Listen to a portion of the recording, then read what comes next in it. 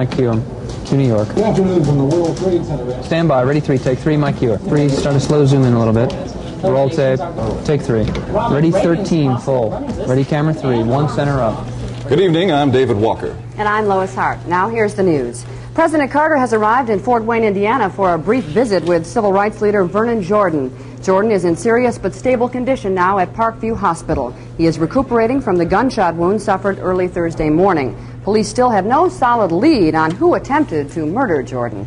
In New London, Connecticut, police say a man apparently upset over a family problem went on a shooting spree aboard an Amtrak train en route from Washington to Boston. A passenger and an Amtrak policeman were wounded critically. The conductor was also shot. He's reported in stable condition.